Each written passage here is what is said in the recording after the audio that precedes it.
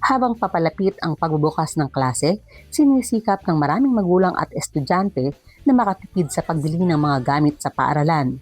Kaya naman, nag-aalok ang Yeshua Retail OPC ng iba't ibang school supplies sa mas mababang presyo para makatulong sa paghahanda ng mga pamilya ngayong balik eskwela. Mabibili sa kanilang tindahan ang mga notebook na nagkakahalaga ng 95 pesos hanggang 125 pesos ang kada bundle o 10 piraso, may cover man o wala. Nasa 90 pesos hanggang 115 pesos naman ang kada bundle ng mga pad paper.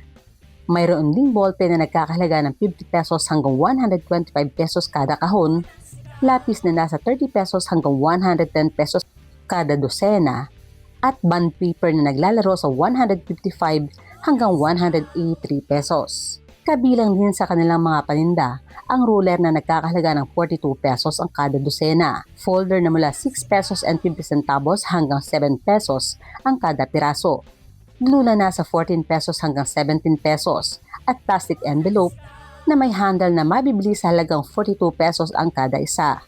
Bukod dito, marami pang ibang school supplies na maaaring pagpilian ng mga mamimili.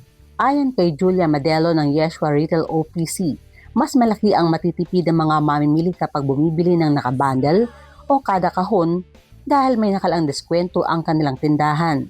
Mas nakakamura po kasi sila pag nakabundle yung bibilhin or per box po kasi may less po kami, may discount.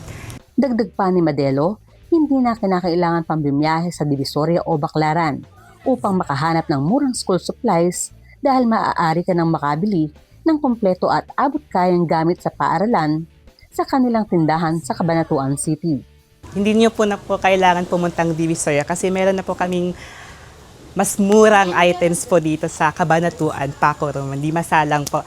At saka meron kaming mga pad papers dito na mas mura pag naka-per box po siya. Kaya di niyo na po kailangan pumuntang Divisoria kasi meron na po dito.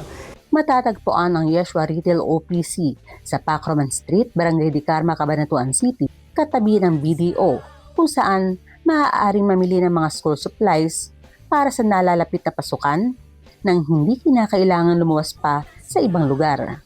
Kasama si Jeff Gonzalez at Smiles Pet 23, Elsa Navallo para sa Balitang Unang Sigaw.